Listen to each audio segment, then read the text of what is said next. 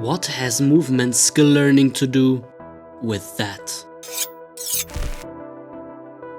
Sharpening a knife can be a great metaphor for skill learning, where the knife represents a skill, like this card wheel. The sharpening tool represents time, so the time it takes for a knife to get sharp, or for a move to go from clunky and chunky to refined and skillful. Finally, your hands represent the learning ability, so how good you are at practically applying learning principles. Knife sharpness equals sharpening time times sharpening ability. Why even sharpen a knife? Well, a dull one just doesn't cut it, so we need a sharp one to prepare the most delicious dishes. In terms of movement skills, a dull skill is one that is just not there yet. It works when the moon is aligned just right, but a sharp skill is there whenever you need it. A beautifully executed piece of art. So I'm in the studio now and I'm going to sharpen today one of my skills, which is the skill of arching acrobatics. It's patterns where I'm opening up my body and I have plenty of them. So today's mission is try to hammer out a lot of different variations of my arching acrobatics in different levels. At first just single skills, then combined skills, and then very technical skills. Let's quickly talk about how I would approach learning a new movement skill, like for example a cartwheel. So the one thing that I try to avoid is to only focus on doing a cartwheel. Why? When we learn movement skills, studies have shown that in fact we don't have just a movement program engraved in our brain that we can turn on and then do the move or turn off. No, actually it's a much more complex system of movement learning. Meet Nikolai Bernstein, a Russian researcher who was deeply interested and fascinated in human movement. Through his observations and experiments, he found that something as a perfect repetition simply doesn't exist. In fact, high-skilled performers like this professional blacksmith show a huge variability in each and every repetition they're doing. This in turn gives experts a lot of stability in their performance. Think about it like having various solutions to one single problem. If one solution doesn't work, well, simply go to the next one. Now, how this approach of repetition without repetition can be beneficial to your practice and what are the implications, we'll dive right into it.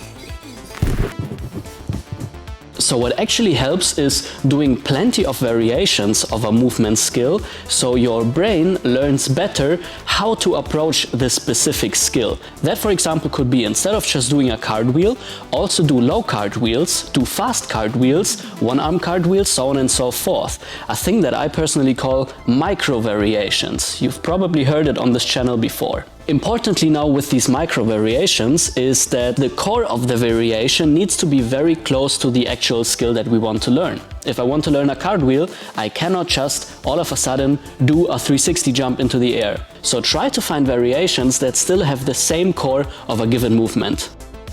I'm going to jump into the first round of doing my arching skills, and you will probably see that the core of all of these movements is the same. It's this nice open arch of the body. Let's go.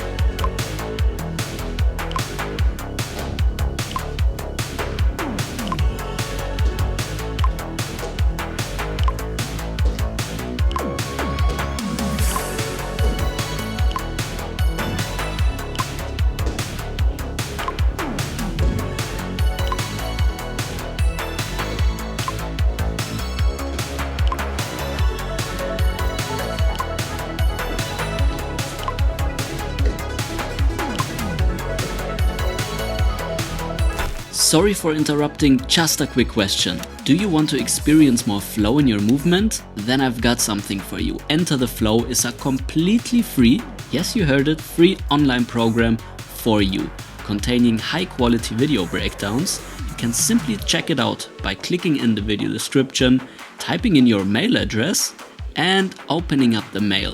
Download the program, happy practice. Now back to the video. Repetitions when learning a movement skill. How many reps should you do? How many sets? Generally, we can say the more repetitions we do, the better. But it's not just about learning repetitions. As I've said before, we also need to vary a little bit. So strict repetitions, just drilling a certain move, won't get you too far.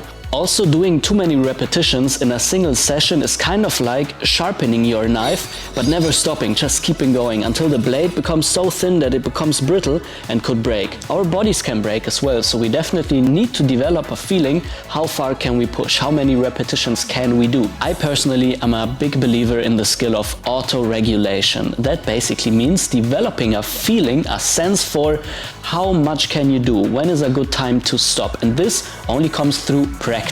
Let's now jump into the second round, trying to get a little bit more repetitions in.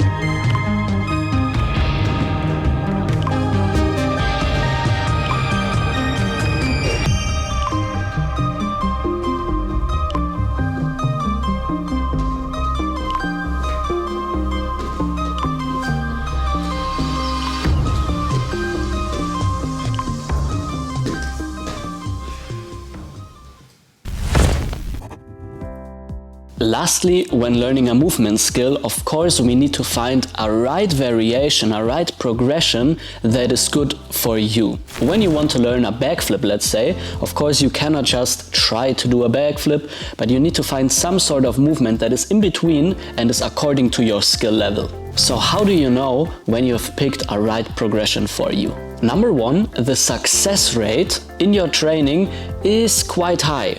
From 10 tries, maybe you can do 7 tries. If you can do 8 or 9, definitely you need to pick something harder. If you can only do 2, 3 or 4, you need to find something a little bit easier. Please note, what a successful repetition is really depends on your goal that you have set. Landing a backflip on your knees could still be a successful rep if that was the task of the exercise.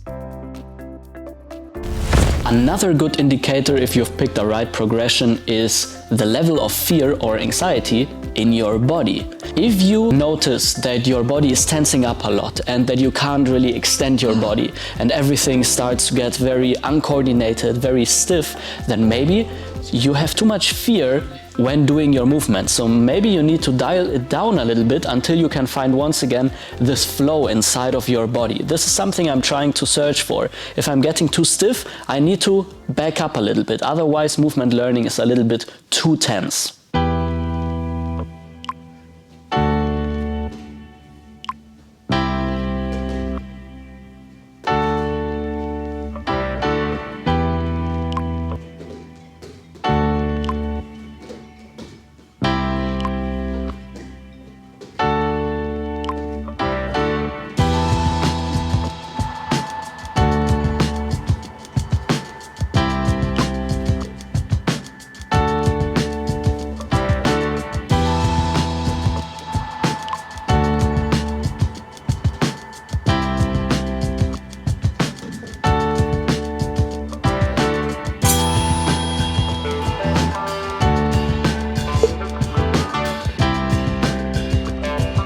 If you lack the ability to sharpen a knife, you can sharpen for hours, probably your knife will still stay dull.